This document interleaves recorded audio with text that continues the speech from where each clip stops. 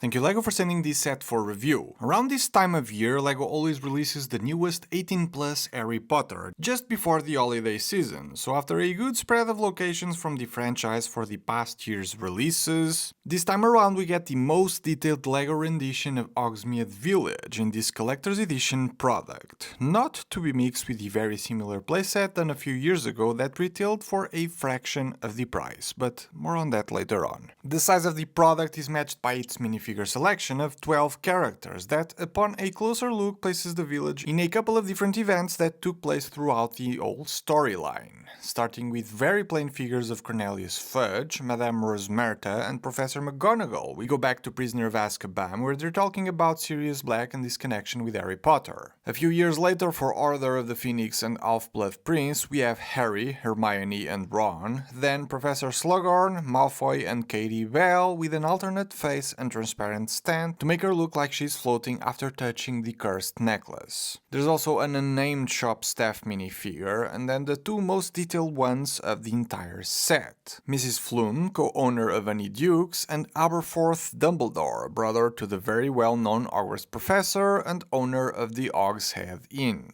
Not an overly impressive lineup, I feel, but since it carries a few less mainstream characters, that may be enticing enough to some minifigure collectors of this theme to pull the trigger. The horse carriage in which Minister Cornelius Fudge arrives at the Three Broomsticks was also featured, and I do like that whenever LEGO includes a horse on a LEGO set, a few extra pieces are included to have it complete, so to speak, in case you'd like to use the horse for something else. Onto the main builds of this set though, we have a street-like view of Hogsmeade's most iconic locations, and a few lesser known ones, at least to me, that span across a length of 96 studs, as the thing comes apart in 3 sections, all built on top of 16 by 32 dark grey base plates. The usual Technic pins and bricks for connections are present in all 3 sections, and each of them have their own dedicated building instruction booklet, so you can choose in which order you'll build them or share the build with up to 2 people. All buildings feature a snowy look that covers part of the roofs and sidewalks, with a bit of the cobblestone work underneath peeking through. This approach gives the set a bit more contrasting colors, which is good, as it would otherwise look a bit muted, since apart from Honeydukes and Zonkos, the remaining buildings are pretty much all grey and brown. And those include the Three Broomsticks, Hogshead, Scrivenshaft's Quill Shop, the Old Post, and Dervish and Banks. The Three Broomsticks stands out as the largest building of the set, and while its looks aren't anything out of this world, those crooked chimneys will always be fun to look at. A brick-built Three Broomsticks logo made out of minifigure broomstick elements is nice, and the signs up front are pointing towards the station and Hogwarts. Stickers, by the way, with the set having a sizable amount, with a few more on the sides of the building referencing characters, magazines and locations of the franchise, eagle-eyed Potterheads have no issues figuring out. I did like how the roofs were laid out on this building, where the big slopes simply rest in here like these and are locked with a simple 2x2 tile on this side there, providing a secure enough placement that won't let this go anywhere. Quite the clever build. Turning the model around will reveal the interior of the pub, with a few tables set on the ground floor with the famous butterbeer in one of them, with that table having a bit of a gimmick to allow easier placement of minifigures behind it. The chandeliers take most of the space above, and then there's a few rooms that kinda look like the living quarters of Madame Rosmerta. The next set of buildings with the Owl Post, Dervish and Banks, and Honeydukes matches the winter style of the previous section, though as a much more interesting facade with the angled buildings and recessed walls and entrance doors. The vibrant window displays in sand green of the sweets shop, with a stripe of pink above, plastered with stickers, also stands out, making these the most interesting section out of all 3 in my eyes. A water fountain in that small space, and a floating red popsicle from Harry's illegal visits to Hogsmeade under his invisibility cloak. Around the corner, another sticker with a few more Wizarding World references, like a missing Remember All sign, Quidditch World Cup poster, and something referencing Gilderoy Lockhart by name. The backside shows the cool interior of the Owl Post, with a post sorter on the upper floor, featuring many different styles of printed letter tiles, and down below, Hedwig, it seems, next to the cash register and a cool map of England on the opposite side.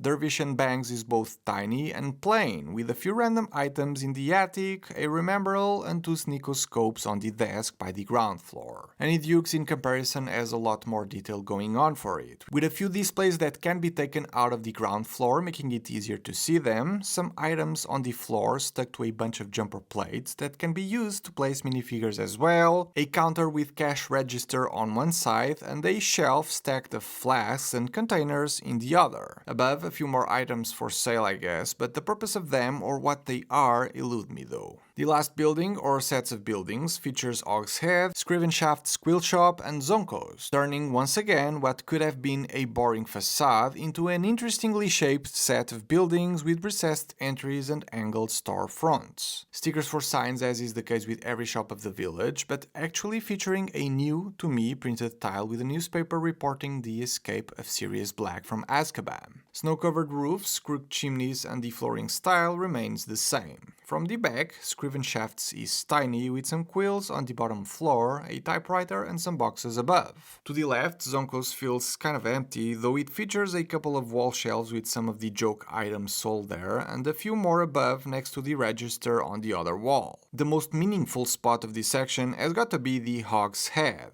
Top floor, a simple looking bedroom for Aberforth, and below, the room where Dumbledore's army first meeting took place. By the window, another printed tile has a sweet decoration with the names of some of the members who signed on Hermione's special parchment. The ground floor is the pub with the counter, a simple table on the corner, and a painting of Ariana Dumbledore that hides a neat trick where it opens like the story does, connecting this painting to the one in the Room of Requirements gift with purchase set that will be available in just a couple days on qualifying purchases. It's a room type build like the classroom sets that will fit into the Hogwarts castle system. Messy due to the ongoing fights within Hogwarts, with a few beds and hammocks for students to sleep, and an unbruised Neville minifigure for some reason, which is odd because during the events that took place here, he is in fact battle scarred. Nice little add-on in case you're thinking of buying Harry Potter sets in September for the Back to Hogwarts event on lego.com.